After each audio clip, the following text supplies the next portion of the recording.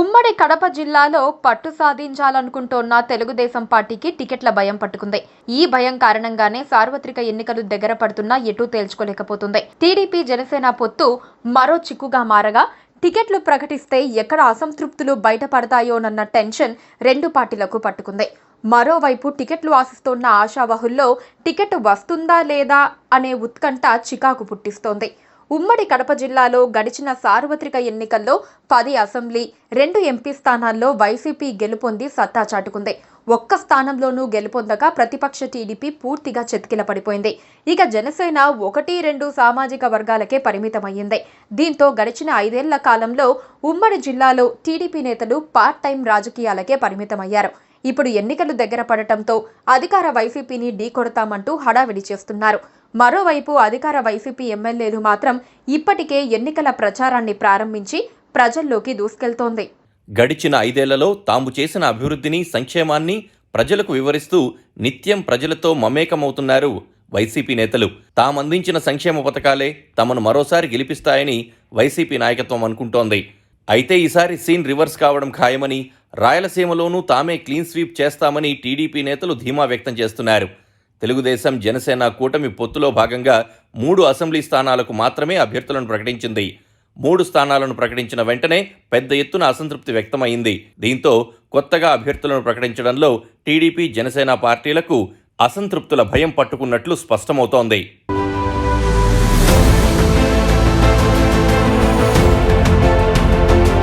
Assembly స్థానాలకు కాను 4 assembly స్థానాలకు మొదటి విడతగా టీడీపీ జనసేన అభ్యర్థులను ప్రకటించింది.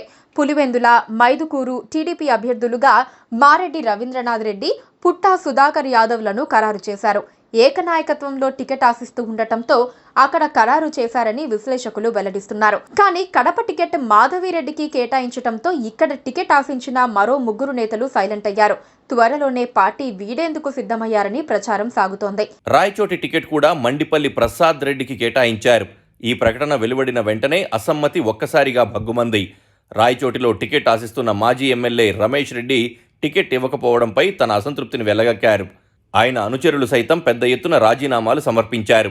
పార్టీ జెండాలు తగలబెట్టి టీడీపీ అధినేత చంద్రబాబును దుయ్యబట్టారు. ఇక టికెట్ రాకపోవడంతో రమేష్ రెడ్డి త్వరలోనే పార్టీకి గుడ్ బై చెప్పనున్నారు. ఈ ప్రభావం నియోజకవర్గంలో తీవ్ర ప్రభావం చూపింది.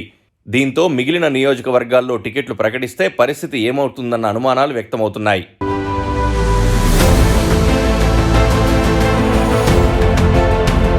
అలాంటి పరిస్థితే ఉన్నా జమ్మలమడుగు స్థానాన్ని పెండింగ్లో పెట్టారు.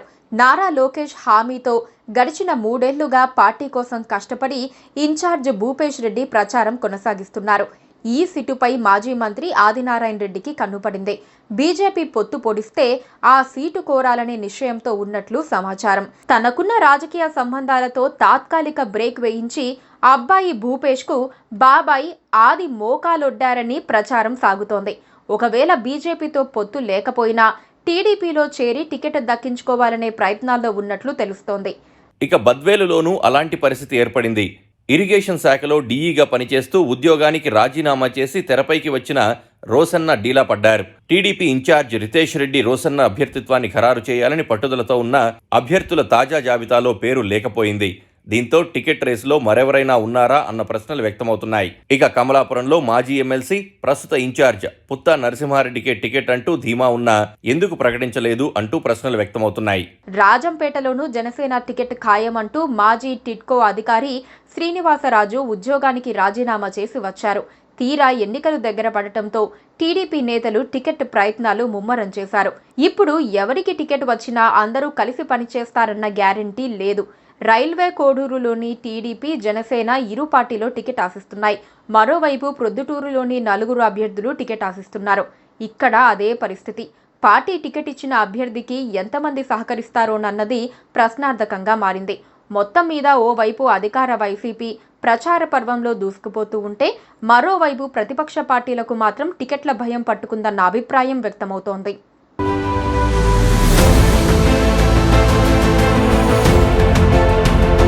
Please subscribe to KTV Telugu. KTV Telugu channel.